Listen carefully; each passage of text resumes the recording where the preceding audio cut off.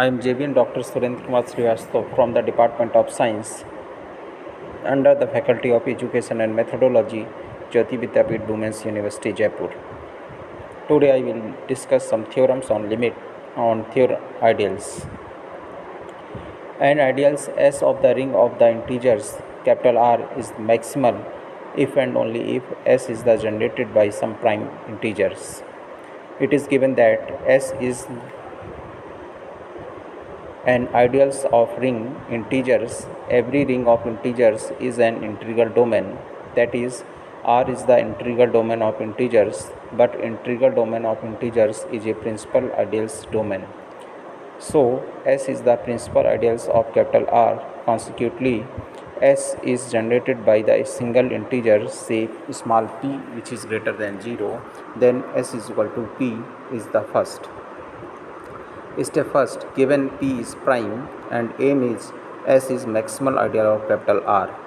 Let S dash is equal to Q be the another ideal of capital R such that S is subset of S dash is subset of R. This is equation second, where Q is the positive integer. Now by 2, S is subset of S dash, that implies P is subset of Q, so P belongs to Q, such as Qx is equal to X, Qx such that X belongs to R. That implies P is equal to Qx for some positive integers where X belongs to capital R. Also P is prime. Then first number P is equal to Q, comma X is equal to 1, and second P is equal to X, comma Q is equal to 1. Then by first small p is equal to Q, that implies P is equal to Q, that implies S is equal to S dash. This is equation 3. Now by second Q is equal to 1, that implies Q is equal to 1 is equal to capital R, that implies S dash is equal to capital R. This is 4. By 3 and 4, S is subset of S dash is subset of capital R, that implies S is equal to S dash or S dash is equal to capital R. So S is maximal ideals of capital R. Now same from second. Given equation 5 is the maximal ideals of capital R, our aim to show that P is prime. Suppose P is not prime, then P is composite integer.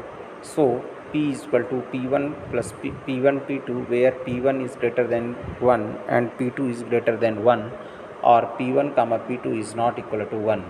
Then P1 is less than P, that implies P is subset of P1 and P1 is subset of less than P, that implies P is subset of P1 is subset of R. This is equation 6. Now 5 and 6 gives P is equal to P1 and second P1 is equal to R. From second is equal to, this gives P1 is equal to capital R is equal to 1. That implies P1 is equal to 1. That implies P1 is equal to 1. A contradiction as P1 is greater than 1, hence P is prime. Now we see the another theorem. If S is an ideal of a ring capital R, then the set R by S is equal to S plus A such that A belongs to capital R is a ring for the two operations in R by S, defined as S plus A plus S plus B is equal to S plus A plus B, and S plus A S plus B is equal to S plus AB. Given S is the ideal of capital R, second R by S is equal to S plus A such that A belongs to R.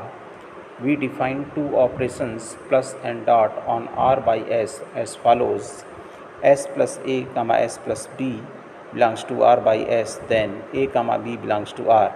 S plus A plus S plus B is equal to S plus AB, and S plus A in second bracket S plus B is equal to S plus AB. We have to show R by S comma plus comma dot is a ring, that is R is a ring and A comma B belongs to R. That implies A plus B belongs to R, comma AB belongs to R. That implies S plus A plus B subset of R by S, comma S plus AB belongs to R by S. That implies S plus A plus S plus B belongs to R by S, comma S plus A, S plus B belongs to R by S. That implies R by S is closed with respect to plus and dot. Let A comma B comma C belongs to R. Then step first, R by S comma plus is an abelian group. We show the abelian property closure, commutative and existence identity, existence of inverse and associative. Now we will see the second step. R by S comma dot is semi group. Then closure axiom S plus A comma S plus B belongs to R by S. That implies S plus A, S plus B belongs to R by S. We have proved closure axiom and associative axiom, and in step third we will prove the distribution law. Hence proved.